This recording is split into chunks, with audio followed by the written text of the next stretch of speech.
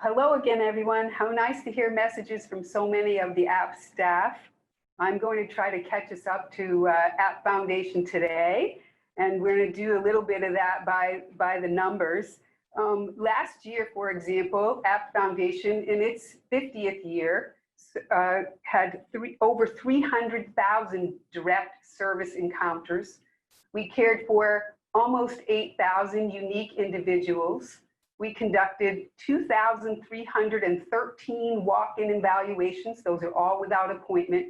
And we've now grown to 347 amazing employees. Over these past few years, we have been able, due to our good fortune and a hard, dedicated work by our staff, we've been able to move ourselves out of just New Haven, closer to where some people live. We have created locations in North Haven. That was our first out of New Haven location in a building that we own. That was the first property that APT Foundation has ever owned. We have a property in West Haven that we own. That is a methadone treatment program as well. We have our Congress Avenue location. We now own that building. We also own our residential services building out in the Westville area of New Haven that has a capacity for 170 patients. What that means is we only rent one space, and I'm standing in it. Our space, our administrative office is at 1 Long Wharf.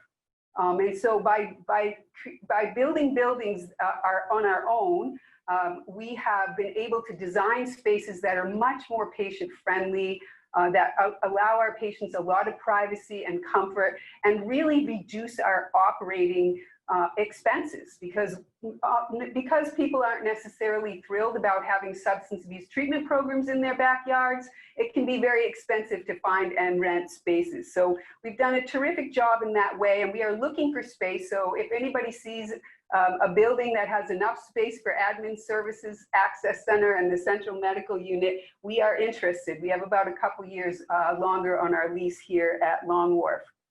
You've heard a little bit tonight about our unique approach to treatment entry. Treatment entry is critical from a public health point of view, both from the wider community, but also from the individual patient perspective. When people are ready for treatment, it's really important to meet them, to capitalize on that motivation and meet them right where they are. So we have a unique open access program, walk-in evaluation 5 days a week. Some days we've had as many as 28 or 30 people walk in. Some days we have 3 people walk in, and we've dedicated ourselves to staying here that day, the day that people show up, and taking care of them.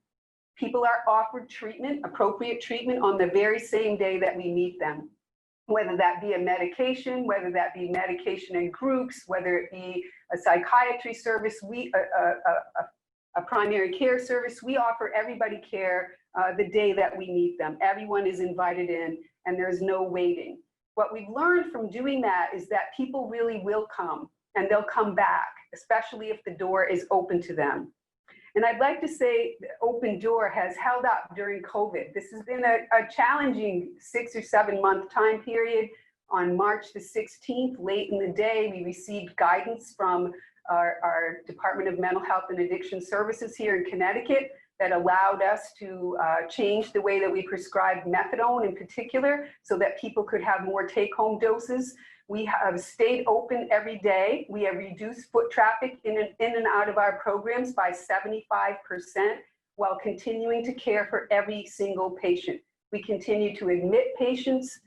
We continue to provide them with all of the primary care and other care services that are necessary for them to stay well, to get well, and to enter care. So I can't tell you how proud I am of the staff of the APT Foundation and their terrific response during really what is a syndemic time period. So not only do we have the COVID pandemic, we continue to have the amazingly negative crisis of the opioid epidemic that is sweeping our country and much of the world. And APT Foundation continues to be here, and we continue to respond.